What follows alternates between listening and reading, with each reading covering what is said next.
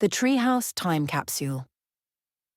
In the heart of Maplewood Forest, tucked between two tall oaks, stood a rickety old treehouse that belonged to Benny Bear and Ruby Rabbit. The treehouse had been their secret hideaway for as long as they could remember, full of maps, board games, and half-eaten cookie tins. One sunny afternoon, while cleaning out the dusty floorboards, Benny's paw hit something hard beneath a loose plank. "Ruby, come here," Benny said, tugging the plank free. Beneath it was a rusty metal box, sealed shut with a latch. A faded label read, "Time Capsule. Open in the future."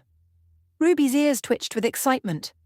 "A time capsule? Who do you think left it here?" "I don't know," Benny said, unlatching the box. "But let's find out." Inside were 5 strange items. A crumpled photograph of 2 raccoons in explorer hats. A wooden whistle with faded carvings. A patch that said Maplewood Moon Watchers. A tiny bottle filled with glittering green dust. A half-written letter signed only, "From your future self." They stared at the objects, puzzled. "Let's find out who left this," Ruby said. "Each item must have a story." One, the photograph. Their first clue was the photo. They took it to old Mrs. Owl, who ran the library tree. "Oh, I remember these 2, she said, peering over her glasses. "Ranger Rick and his brother Rascal. They explored all of Maplewood in the 60s. The treehouse used to be their base." "Did they bury the capsule?" Benny asked. Mrs. Owl chuckled. "Could be. They were always planning for the future." The wooden whistle. Next, they visited Grandpa Beaver, the oldest musician in the forest. "That whistle," he said, inspecting it. "I made those for the Firefly Festival. We'd play them to guide the fireflies across the lake." He blew into it. A soft, eerie tone echoed through the woods. "That sound," Benny whispered, and suddenly hundreds of fireflies twinkled through the branches, drawn to the sound like magic. Ruby gasped. "It still works." The Moon Watcher's patch. The patch puzzled them most. They took it to Stella Skunk, who loved all things space. Maplewood Moon Watchers was a club, she explained, started by forest kids who wanted to find aliens or at least watch the stars.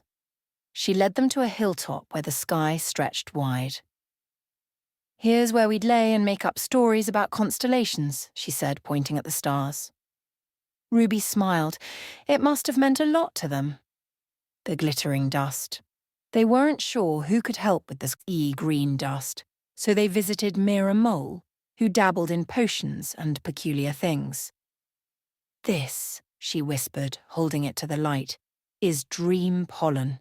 Rare stuff. It was collected from dreaming daisies that only bloom once every 5 years." "What does it do?" Benny asked. Mira tapped the bottle gently. "Sprinkle a pinch before sleep, and your dreams will feel real." That night they tried it. Benny dreamed he could fly. Ruby dreamed of dancing on the moon. The letter, only the letter remained. It read, "Dear you, if you're reading this, you found our time capsule. We hoped someone curious and kind would open it one day. Each object holds a story, a piece of the past.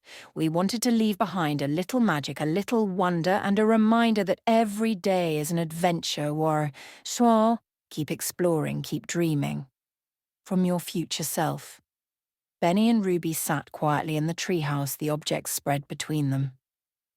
"Maybe it was us who were meant to find it," Ruby whispered. "Maybe one day we'll make our own time capsule," Benny said. "For future forest friends." Ruby grinned. "Let's start now. I've got a comic I drew last week." "And I've got my lucky marble," Benny added. They found an empty box, wrote their own letter, and placed it gently inside. Before sealing it, Benny paused. "Let's add one more thing," he said, slipping in the photo of the raccoons. And as the sun dipped low and fireflies began to dance again, 2 young friends buried their own bit of wonder beneath the treehouse floor, ready for the future.